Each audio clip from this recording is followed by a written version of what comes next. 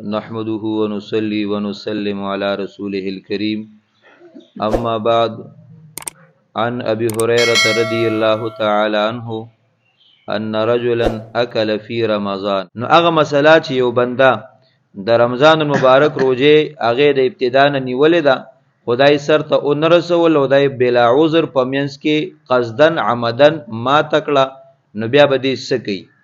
ابو هريره رضی الله تعالی عنه فرمای ان رجلا اکل فی رمضان، یقینا یو سړی په رمضان المبارک په میاش کې قصدن عمدن خوراک وکړو.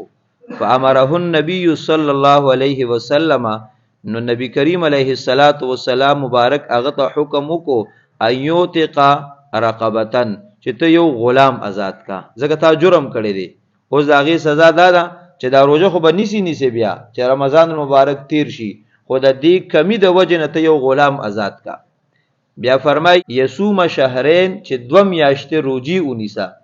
نو د دې رمضان المبارک د دې روجی د ماتولو په وجه باندې په د باندې 2 میاشتې روجی نیول شو.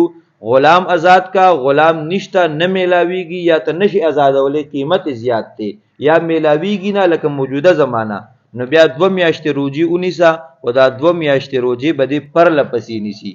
داسې به نه چې ګنې دې یو وخت روجه ونیسي او بیا پکې دې منځ کې چوټي راولي، نه، 2 میاشتې روجی نیول دي، پر لپسې نیول دي.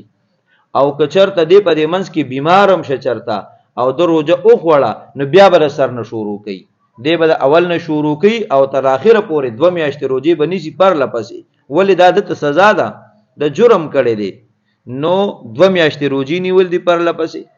یا فرمایي که دا وستن ناراضي، نو او یطعم 60 مسکینا، نو یا خوراک او که په 80 مسکینانو باندې 80 مسکینانو باندې 2 ټیمه خوراک کول دي چې دا په ماړه شي. ته وایې چې خوراک نشم، تنظیم را تګران دی چې سحر هم زه تنظیم کوم، ماسپخین یا ماښام تنظیم کوم، نو بیا به داسې وکړي چې په 80 مسکینانو باندې خوراک 2 ټیمه نشي کولی، نو بیا به هر مسکین ته یو فطرانه ورکړي، یو فطرانه به ورته ورکړي، 80 مسکینانو ته 80 فطرانې به ورکړي. نو ستا دغه جرم او دغه سزا چې ده، نو دا به سرته ورسي. نو چې قصدن عمدن بلا عذر د رمضان المبارک روجه ماته کې، نو یا به غلام آزادې بیا، یا به 2 میاشتې پر لپسې روجی نیسي، یا به 80 مسکینانو باندې خوراک کې. ابو هريره رضی الله عنه فرمای بینما نحن جلوس عند النبي صلی الله علیه وسلم، مونږ د نبی کریم علیه الصلاۃ والسلام مبارک سره ناستو، اذ جاءه رجل، دغه ټیم کې یو سړی رالی، فقال او دوی یا رسول الله صلی الله علیه وسلم هلکتو، دوی د الله پیغمبر زه هلاک شم. قال نبی کریم علیه الصلاۃ والسلام مبارک تو فرمایل مالکا، تا باندې سو شو؟ قال دوی وقاتو الامراتی وانا صائم، زه په حالت د روجی کې اوما او پکور کې اوما، او زمانه دا غلطی شو چې ما پکور کې ازدواجی تعلقات قائم کړو، او دا خو د رمضان مبارک میاشته فرضی روزه مې وا، نو ځان مې هلاک کو، زمانه دغه عمل شوی دی. نبی کریم علیه الصلاۃ والسلام مبارک تو فرمایل هل تجد رقبه توثقها، آیا ته غلام مومي چې ته آزاد کې؟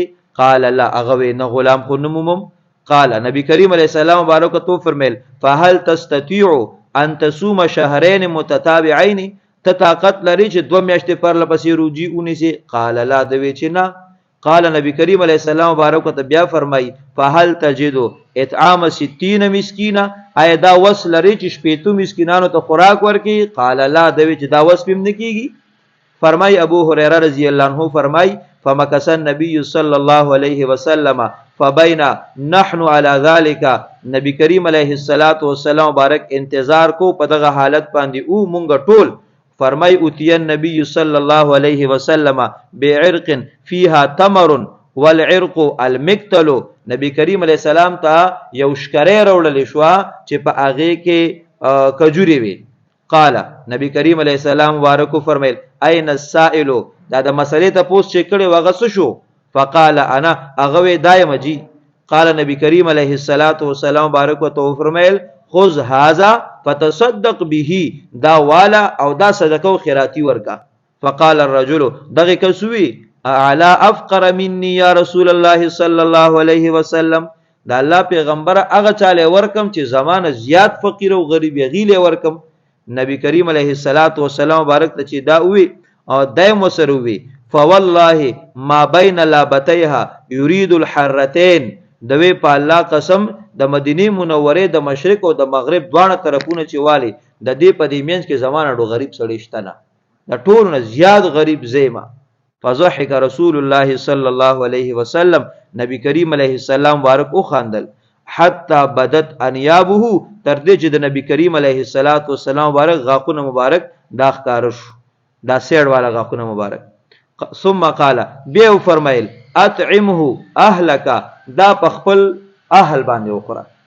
او په روایت د ابو داود کې راغلی دی کله انت واهل بیتک په خپل هم اخره او کور ته یوسه په خلکو کور کې هم اخره په خلکو باندې په خپل اهل بیت باندې. وصم یوما یو ورځ روزه اونیسا واستغفر الله او د الله نه بخنه غواړه. نو ګوره د مخکنی روایت کې رااله چې قصدن عمدن چې د رمضان مبارک روزه ما تکړه نو پتا باندې درې صورتونه د کفاره واجب شو چې کم باندې د وسراله هغه طریقې سره به د خپل جرم د ځانه لري کې. او د روایت کې مراله چې نبی کریم علیه السلام مبارک دغه سړی ته دغه درې وانه صورتونه بیان کړو. خدا چې کم کس راغله او داغه د درې وانه وسنو هغه وی چې لکه 2 میاشتې روزي نیول د الله پیغمبر نو ما یو روزه کې صبر ونکو نو 2 میاشتې به صبر وکم دا هم ته ګران ده. یا د الله پیغمبر او تو فرمایل غلام آزاد کاغه د خپل 60 مالک نور دیش مالک نیم غریب سړی ما. او بیا وته وی مسکینانو له شپېته مسکینانو ته خوراک ورکا نو هغه دونه فقیرو چې خیراتی کې مکجوري را لوي د الله پیغمبر زمانه په دې لکه غریب سړی شته دینا نو د خپل صورت نو د سره لکه د دریو صورتونو کې په یو باندې عمل نشو کولای دومره لکه معذورو. نو نبی کریم علیه السلام مبارک ته وی چې د دې یوې روزي قضا راوړه یو خیر دی اونیسا او بیا د الله نه بخنه غواړه چې خدایا نه مې غروزه سر ته ورسوله نه مې داغه کفاره ادا کړه بس زما لپاره د قلار د چې الله ته به اسی معاف کا. نو بیا د غلار د چې بد الله نه معافي غواړه چې الله ما معاف کا. او دا هغه صورت چې دا درې وانه د کفارو صورتونه دینم عاجز راشي نو بیا د غل استغفار صورت دی. او کنه دای کې په یو طریقه باندې عمل کوي شي یو طریقې اختیاروي شي ستا وس راځي نو بیا به د استغفار لارې ته نځي. الله رب العالمین خو په زمونږ د ټولو په ظاهر او په باطن په ټولو پوهې دی. نو کته دا وی چې غنی زبل کړه ځان بس داسې معذور جوړ کم چې خو بیخي وسبم نه کیږي او روجیم نشم نیولیو نو الله پاک هر سړی پیژني چې ستا خو وس راځي او ته دوکه کې دا هغه صورت چې بالکل سړی معذور وګرځي.